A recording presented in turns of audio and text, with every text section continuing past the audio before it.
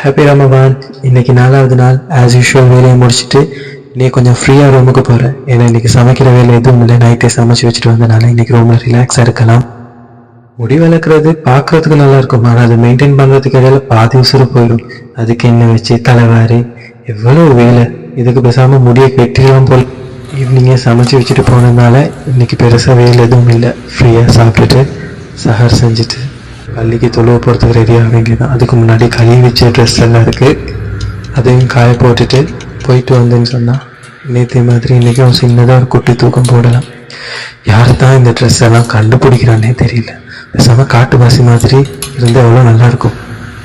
இன்றைக்கி குளிர் கொஞ்சம் ஜாஸ்தியாக இருந்துச்சு, ஆனால் வெளியில் வந்து பார்த்தா மழை பெய்யுது. நல்லா இருந்துச்சு தூரல் எல்லாம்.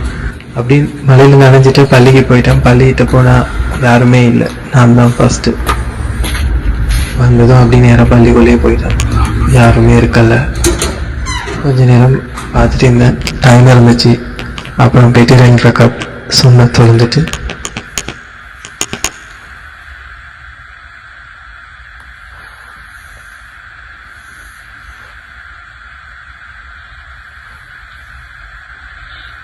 இந்த ரமலான் முடிகிறதுக்குள்ள எப்படியாச்சும் ஒரு குர்ஆன் ஓதி முடிக்கணும்னு ட்ரை பண்ணிட்டு இருக்கேன். அதுக்கு இந்த ஆப் தான் ரொம்ப யூஸ்ஃபுல்லாக இருக்குது.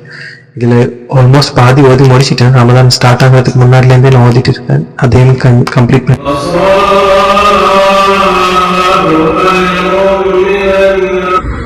சுபஹ் தொழுகை நல்லபடியாக முடிஞ்சிச்சு. அப்படி மழையில் நனைஞ்சிட்டே ரூமுக்கு வந்துட்டு தூங்கி அனுப்பி வேலைக்கு ரெடியாகி போயாச்சு. வேலைக்கு வந்தால் முதல் வேலை ஒரு டீ குடிக்கிறது. அப்போ தான் அந்த இஃப்தாருக்கும் நோம்பு டயர்டுக்கும் அது சூப்பராக இருக்கும். அதனால ஃபஸ்ட்டுக்கு டீயை குடிச்சிட்டு அதுக்கப்புறம் ஆஸ் யூஷுவல் திரும்ப வேலை ரொட்டீன் ஸ்டார்ட். இந்த டீயை குடிச்சு முடிகிறதுக்கு இடையில இந்த பாதி ஒர்க்கிங் ஹவர்ஸ் முடிஞ்சிடும். டீ குடிக்கிறதுக்கு எப்படியும் எனக்கு 3 hours 4 hours ஆகும். ஓகே, பாய். அடுத்த வீடியோவில் பார்ப்போம்.